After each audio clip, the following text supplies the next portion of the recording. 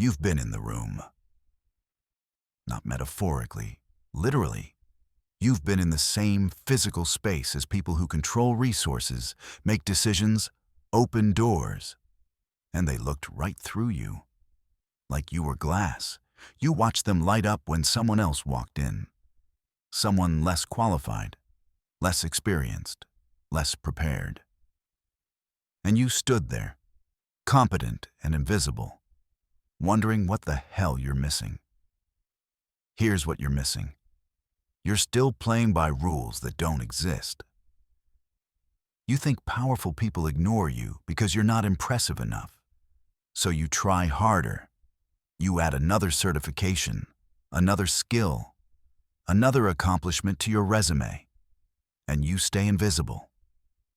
Because impressive is irrelevant.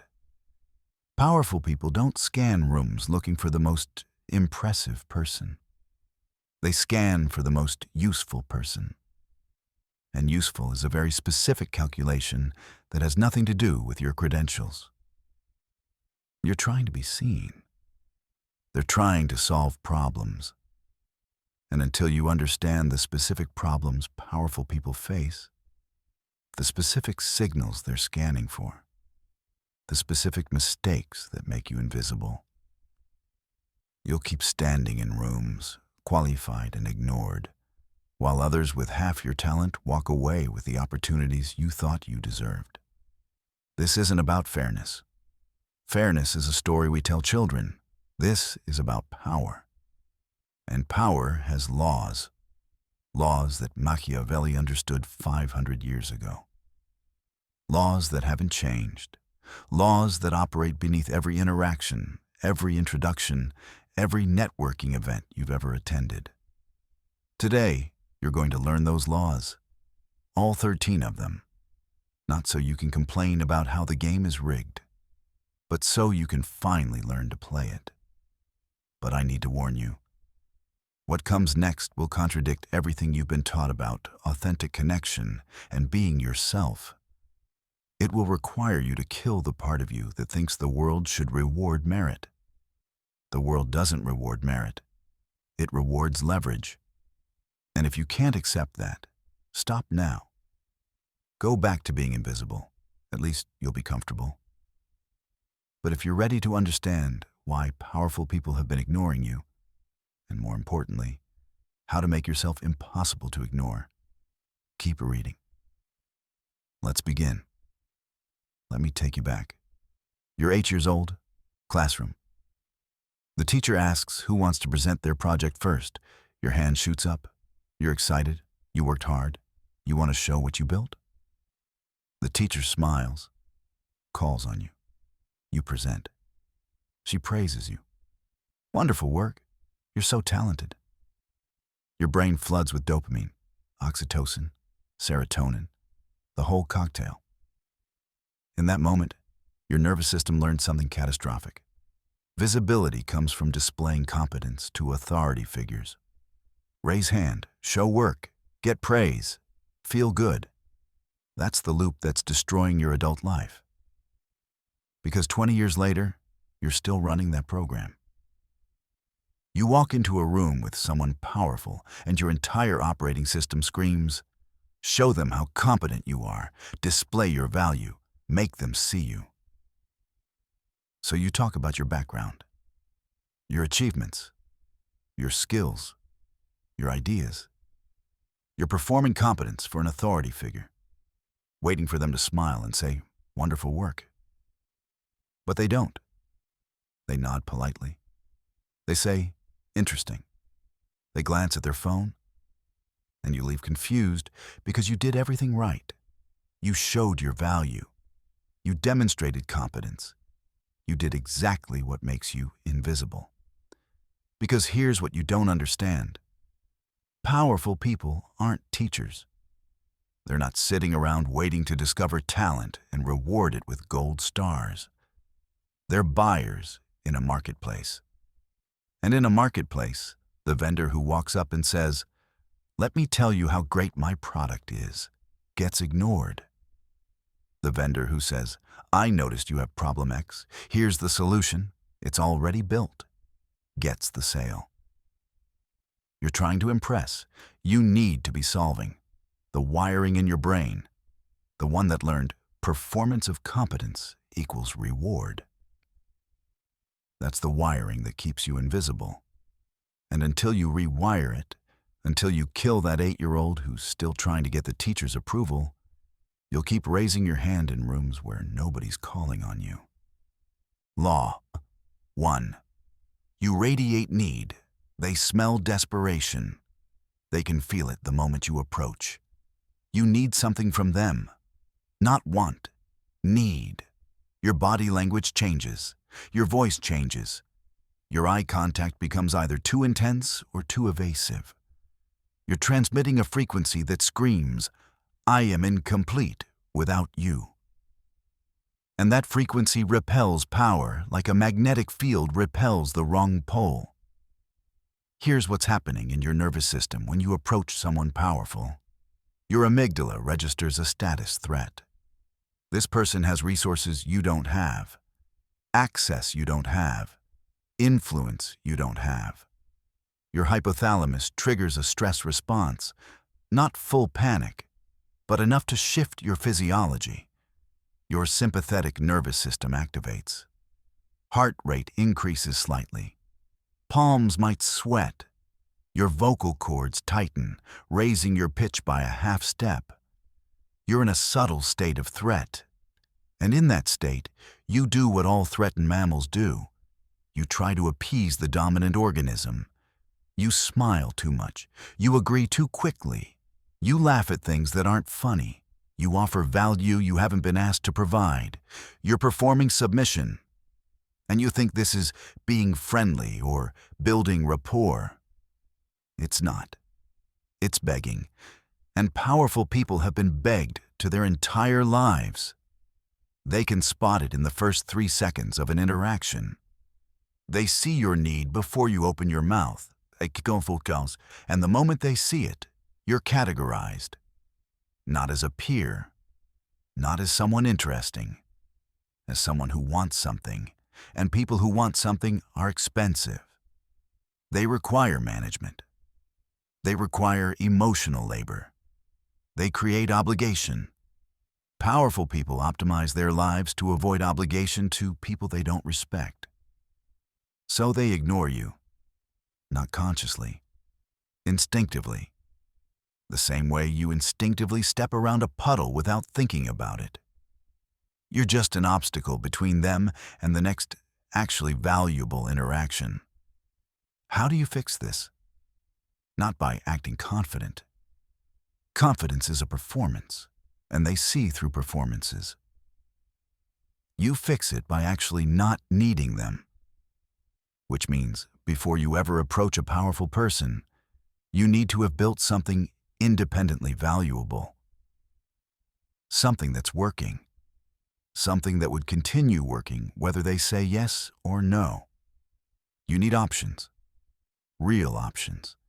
Because the only way to eliminate neediness from your energy is to genuinely not need the outcome. And you can't fake that. Your nervous system will betray you every time. So the work isn't learning better networking techniques. The work is building something real so you're not desperate when you finally meet them. Law 2. You're asking, not offering, every interaction is a transaction. You're either depositing value or withdrawing it. There's no neutral. And right now, you're withdrawing. Let me show you what you sound like. I'd love to pick your brain. Translation. I want to extract your knowledge without offering anything in return. Can I take you to coffee? Translation. I want access to your network and I'm offering you a $5 beverage as payment. I think I could add value to your team. Translation. I want you to give me opportunity, status, and resources based on my hypothetical future value. Every single one of those is a withdrawal. You're asking them to spend time, spend attention, spend social capital, spend the mental effort of evaluating you, and in return, you're offering hope. Hope that maybe, possibly, if they invest in you, you might deliver value later. Powerful people don't invest in hope. They invest in proof. So here's the shift. Stop asking for opportunities. Start creating opportunities for them. You want their attention? Don't ask for a meeting. Solve a problem they have. Not theoretically. Actually solve it. You want access to their network? Don't ask for introductions. Become someone worth introducing. Build something they'd want to be associated with. Then you're not asking for access. You're offering association. You want a job in their organization? Don't send a resume. Do the work first. Identify a gap. Fill it. Present the results. Now you're not asking to be hired. You're showing them what they're missing by not having hired you yet. See the difference? One approach makes you a cost. The other makes you an asset. And powerful people collect assets. They avoid costs. The question you need to ask before every interaction isn't, what can I get from this person? It's, what problem can I solve for this person that they don't even know they have? Answer that. Execute on it. Then approach. And watch how differently they respond when you're offering a deposit instead of requesting a withdrawal. Law 3. You look like everyone else. There are 10,000 people with your background, 10,000 people with your degree, 10,000 people with your skill set, 10,000 people who could do what you do. And powerful people have met most of them. So when you walk up and introduce yourself, you're not introducing a unique individual. You're introducing category 7,452. Ambitious young professionals seeking mentorship. They've seen this movie. They're bored. Your resume looks like everyone else's resume. Your pitch sounds like everyone else's pitch. Your unique value proposition is identical to 40 other people they met this month. You think you're differentiated because you have slightly different credentials or slightly different experience. You're not. From their altitude, you're all the same. Interchangeable parts, commodities. And commodities don't get attention. Anomalies get attention. So the question is, what makes you an anomaly? Not better, different. What are you doing that nobody else in your category is doing? What problem are you solving that nobody else is solving? What angle are you approaching from that's genuinely novel? Most people can't answer this because they've been optimizing for fitting in. Get the right degree from the right school. Get the right internship. Say the right things. Build the right resume. You've been trained to be a commodity. And now you're surprised that you're being treated like one. The fix isn't to be more authentic or show your personality. The fix is to build something nobody else has built. While everyone else is networking, you're shipping. While everyone else is optimizing their LinkedIn profile, you're creating case studies. While everyone else is asking for informational interviews, you're publishing research that changes how people think about your industry. You're playing a different game entirely. And when you're the only player in that game, you're automatically the winner. And powerful people notice winners. Even when they're winning games, nobody else thought to play. Differentiation isn't about being better at the same things everyone else does. It's about doing things nobody else is doing. Law 4. You're performing, not present. You walk into the room already scripted. You've rehearsed what you're going to say. You've practiced your elevator pitch. You've memorized your talking points. And the moment the conversation starts, you're performing your script instead of having a conversation. They ask a question. You barely hear it because you're waiting for your turn to deliver line 7 from your rehearsal. They mention a problem. You don't engage with the problem. You pivot to your pre-planned pitch about how you're passionate about solving problems. You're not listening, you're waiting, and they can feel it. Here's what it feels like from their side. They're talking to a chatbot. A very enthusiastic chatbot, but a chatbot nonetheless. Every response feels canned. Every transition feels forced. Every moment feels like you're trying to extract something instead of genuinely engaging. It's exhausting. Powerful people have these interactions 50 times a week. They can spot a performer in 3 seconds.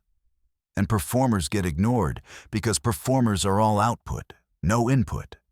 They're not actually listening. They're not actually curious. They're not actually present. They're just waiting for an opening to pitch. So here's the shift. Forget your script. Forget your pitch. Forget everything you plan to say. Just be present. Listen to what they're actually saying, not what you hoped they'd say. What they're actually saying. Ask questions about what they just said. Real questions. Questions you don't know the answer to. Engage with their actual thoughts, not with the conversation you wished you were having. Here's the paradox. The less you try to impress them, the more impressive you become. Because presence is rare. Genuine curiosity is rare. Actual listening, where you're not formulating your response while they're still talking, is incredibly rare. Most people are so busy performing that they miss the actual information being shared. They miss the real problems being mentioned. They miss the opportunities that weren't in their script. But if you're actually present, if you're actually listening, you'll hear things nobody else hears. And then you can respond to what they actually need instead of what you plan to pitch. That's not a technique. That's actual connection. And connection is what creates visibility, not performance. Law 5. You approach at the wrong time. Timing is everything. You have the right message, the right value, the right approach, but you're delivering it at the wrong time. Powerful people's attention is cyclical. There are windows when they're receptive, when they're looking for solutions, when they're open to new people. And there are windows when they're closed, focused on execution, dealing with crises, completely unreachable. If you approach during a closed window, it doesn't matter how good you are. You're interrupting. And interruptions during closed windows get deleted, ignored, forgotten. But if you approach during an open window, when they're actively looking for exactly what you offer, you look like destiny. So how do you know when the window is open? You pay attention. You watch for trigger events. They just launched a new initiative. Open window. They need people who can help execute. They just lost a key team member. Open window. They need to fill a gap. They just announced a pivot or expansion. Open window. They need new skills, new perspectives, new capabilities. They just faced public criticism or a crisis. Open window. They need solutions, PR help, damage control. These events create gaps. Gaps create needs. Needs create opportunity. But most people don't pay attention. They approach whenever they're ready, regardless of whether the other person is ready. That's why cold outreach has a 2% response rate. 98% of the time, you're approaching during a closed window. But if you're patient, if you watch, if you wait for the trigger event, your response rate goes up 10 times. Not because you're better, because your timing is better. Here's the discipline. You might be ready to approach them today. Your value proposition is polished. Your portfolio is ready. But if today isn't an open window, you wait. You keep building. You keep watching. You keep preparing. And when the window opens, when you see the trigger event, you move immediately. Not next week, not when it's convenient, that day. because open windows close fast. And if you hesitate, someone else is already walking through. Timing isn't everything, but wrong timing is invisibility. Law 6. You bring problems, not solutions. You think you're connecting? You're complaining. Let me show you what you sound like. The industry is so broken. Nobody understands this space. The current solutions are terrible. You think you're demonstrating insight. You're showing you understand the problems. You're actually just listing complaints. And complaints are expensive. They drain energy. They create obligation. They make the listener responsible for either solving your problem or validating your frustration. Powerful people are surrounded by problems. They wake up to problems. They spend all day solving problems. They go to sleep thinking about problems. The last thing they want is more problems. So when you show up and your value proposition is, here are all the problems I've identified, you're not offering value. You're offering more weight. Here's the shift. Don't bring problems. Bring solved problems. Not, I noticed your website is slow. That's a problem. I noticed your website is slow. I ran a performance audit. Here's the bottleneck. Here's the fix. It takes 30 minutes. Want me to implement it? That's a solution. See the difference? One makes them think about a problem they didn't know they had. The other removes a problem they didn't know they had. One creates work for them. The other reduces work for them. Powerful people hoard people who reduce work. They avoid people who create work. So before you ever approach someone powerful, ask yourself, am I about to give them a problem or take one away? If the answer is give, don't approach yet. Go solve it first. Build the solution. Test it. Prove it works. Then approach with the solved problem. And watch how differently they respond when you're offering relief instead of adding burden. Law 7. You have no proof you're promising what you can do. Nobody believes promises. Promises are free. Promises are infinite. Everyone promises. I can help you grow. I can solve that problem. I can deliver results. Empty words. Because powerful people have heard 10,000 promises, and 9,000 of them didn't deliver. So they've learned to filter out promises entirely. Promises are just noise. What they pay attention to is proof, not credentials, not references, not your resume. Proof, actual, measurable, undeniable results you've already produced. Here's the brutal math. Promise without proof equals 2% credibility. Proof without promise equals 95% credibility. You don't need to tell them you can do something if you've already done it. The case study speaks. The portfolio speaks. The results speak. You stay quiet. So the work before you ever approach someone powerful isn't to craft the perfect pitch. It's to create undeniable proof. Build the thing, ship the product, generate the result, then document it, make it visible, make it measurable. I helped Company X increase revenue by 40% in 90 days. Here's the case study. Here's the methodology. It's replicable. Now you're not promising, you're demonstrating. And demonstration is 100 times more powerful than persuasion. Because persuasion requires them to trust your words. Demonstration lets them see the results. This is why the work for free to build your portfolio advice is actually correct, if you do it strategically. You're not working for free.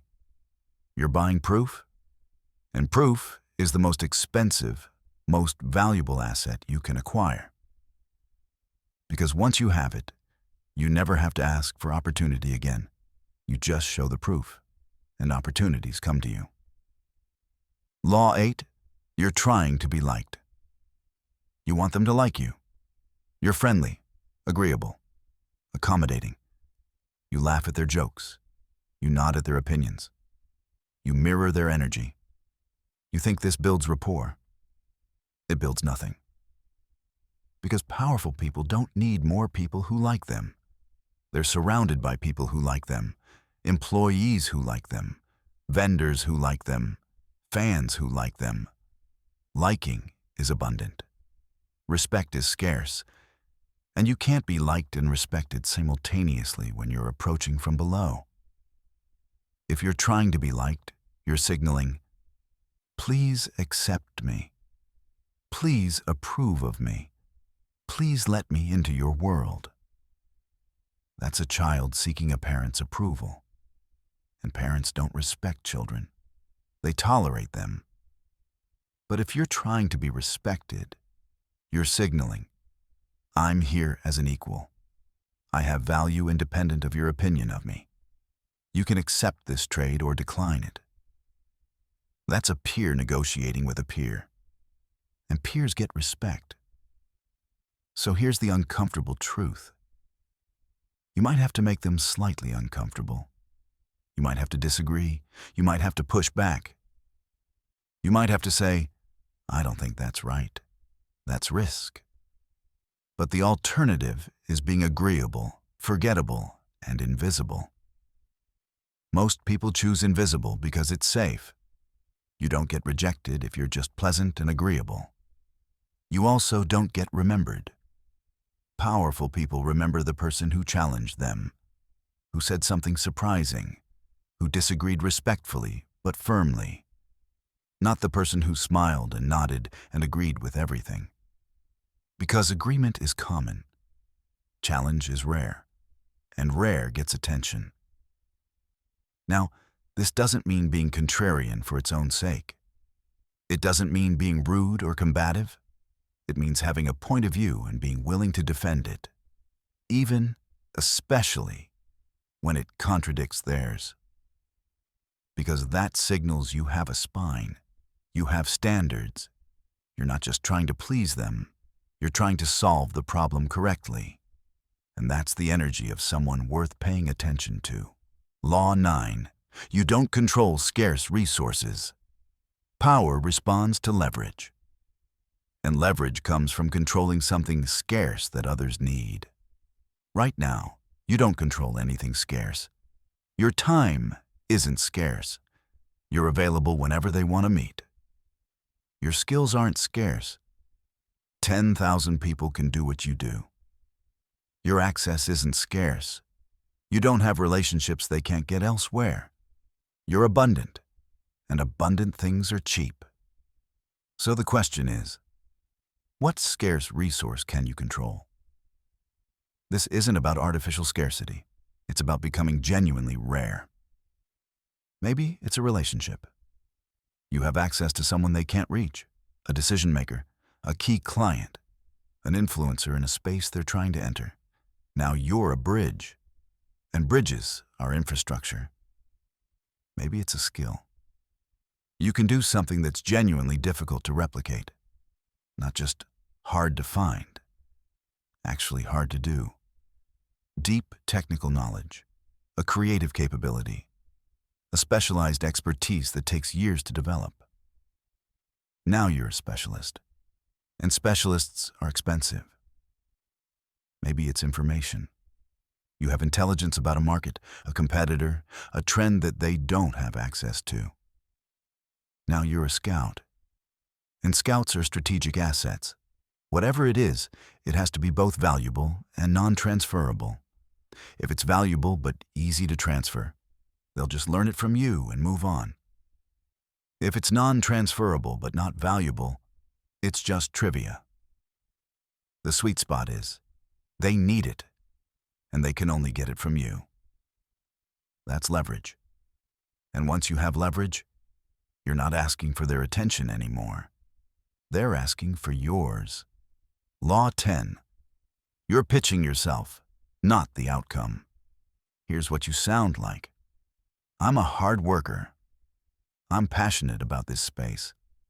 I'm a quick learner. I'm detail-oriented and driven. Nobody cares. Because you're talking about inputs. And powerful people don't buy inputs. They buy outputs. They don't care how hard you work. They care what you produce. They don't care that you're passionate. They care whether that passion generates results. They don't care that you're a quick learner. They care what you've already learned and applied. Inputs are your problem. Outputs are their interest. So stop pitching your qualities. Start pitching the outcome. Not, I'm great at marketing. I can generate 10,000 qualified leads in 60 days. Here's how. Not, I'm a skilled developer. I can reduce your page load time by 60% and increase conversions by 15%. Here's the plan. Not, I'm passionate about education. I can design a curriculum that improves test scores by 25%. Here's the pilot data. See the shift? You're not asking them to bet on your potential. You're showing them the return on investment. And ROI is the only language powerful people fluently speak. But this requires you to think differently about your value. Most people think, what am I good at? You need to think, what outcome can I produce that they're willing to pay for? Those are completely different questions. One is about you, one is about them. And the second question is the only one that generates visibility. Law 11. You're available, therefore worthless. You answer immediately. Every email, every text, every request. You're always available for a call, always willing to meet, always ready to help. You think this shows dedication. It signals worthlessness. Because here's the economic law that governs human attention. Scarcity creates value. Abundance destroys it. If you're always available, you're abundant. And abundant things are cheap. But if you're selective about your time, if you're hard to reach, if you have boundaries around your availability, you're scarce. And scarcity signals value. Think about it from their perspective. Person A responds to emails within 5 minutes, always available for calls, happy to meet whenever. Person B responds once a day in batches, books meetings 2 to 3 weeks out, has clear boundaries around their time. Which one seems more valuable? Person B, obviously, because person B's scarcity signals. This person has other demands on their time. Other people want access to them. Their time is genuinely limited. Person A's abundance signals. This person is waiting around for me to need them. They have nothing better to do. Their time is unlimited. That's the brutal perception. So here's the shift. Stop being available. Start being selective. Don't answer emails immediately, even if you saw them. Wait. Batch your responses. Don't accept every meeting request. Have standards. Have a filter. Don't say yes to everything. Say no to most things. Save your yes for what actually matters. This isn't about playing games. It's about treating your time as the valuable resource it actually is. And when you treat your time as valuable, others start treating it as valuable too. The people who don't respect your boundaries, they self-select out. The people who do, they're the ones worth engaging with anyway. Availability is not virtue. It's self-sabotage. Law 12. You have no independent value. They can get you fired. They can block your promotion. They can damage your reputation. They can cut off your access. And you have no countermeasure, because you've built your entire value system inside their world. You're an employee, a vendor, a dependent. If they withdraw, you collapse. That's not a relationship. That's vassalage. And vassals get ignored, because vassals are owned, not partnered with. So the work isn't to network better within their world. The work is to build your own world. Something that generates value independent of them. Something that would continue working if they disappeared tomorrow. Maybe it's a side business. Maybe it's a platform. Maybe it's a skill set that's transferable across industries. Whatever it is, it's yours. And when you own something, really own it, not just have a job title. Your energy changes. You're not approaching them as a supplicant. You're approaching them as a sovereign. I have this thing. It's working. It's growing. You can be part of it or not. Either way, I'm fine. That energy is magnetic. Because powerful people are surrounded by dependents. People who need them. People whose lives would fall apart without their approval. Meeting someone who doesn't need them is rare. And rare is interesting. So before you ever approach another powerful person, ask yourself, if they said no, would I be okay? If the answer is no, you're not ready. Go build something, anything, something that's yours. And then come back when you can genuinely answer yes. Because that's when you stop being invisible. Law 13. You're still trying to figure out who you are. You're shapeless. You approach them as a generalist or multi-passionate or still exploring my options. You're formless.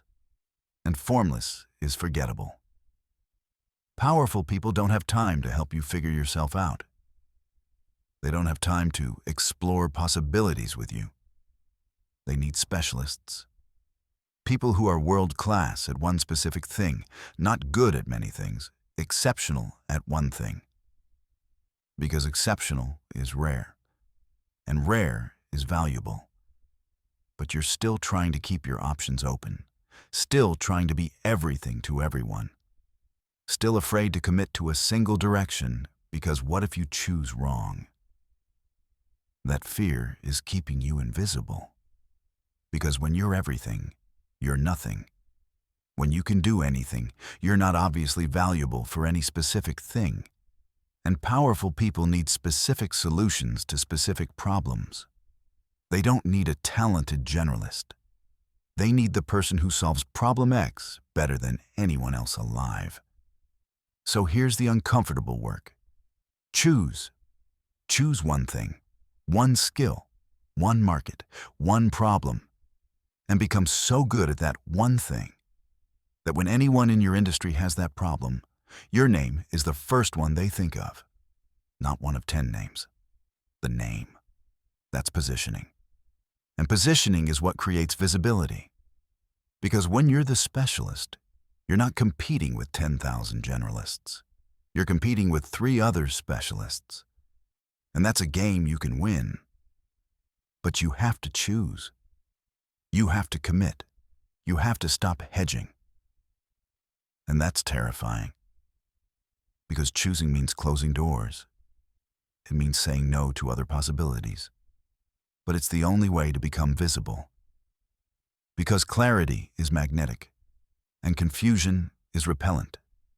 Powerful people are drawn to clarity, to people who know exactly what they are, what they do, and who they serve. Not people who are figuring it out. So figure it out. Then come back. You've been invisible because you've been violating all 13 laws simultaneously. You approached with need. You asked instead of offered. You looked like everyone else. You performed instead of connecting. You approached at the wrong time. You brought problems instead of solutions. You had no proof. You tried to be liked. You controlled no scarce resources. You pitched inputs instead of outcomes. You were too available. You had no independent value. You were formless. That's a perfect recipe for invisibility. But now you know. And knowledge without action is just entertainment. So here's what you do. Pick one law, just one. The one that hit hardest, the one you know you're violating most egregiously. Fix that one law in the next 30 days, not all 13. 1. If it's neediness, go build something independent so you genuinely don't need anyone's approval. If it's proof, Go create undeniable results before you approach anyone else. If it's scarcity, go become genuinely world-class at one specific thing. One law. 30 days. And watch what happens when you fix even one of these violations. You won't suddenly be visible to everyone, but you'll stop being invisible to the people who matter. And that's all you need. Because visibility to powerful people isn't a numbers game. It's a precision game. You don't need to be seen by everyone. You need to be impossible to ignore by the right one person. And when you've fixed enough of these laws, when you've built enough independent value, when you've created enough proof, you won't be asking why powerful people ignore you anymore. You'll be deciding which powerful people deserve access to you. That's the shift. That's the game. Now go play it. Now,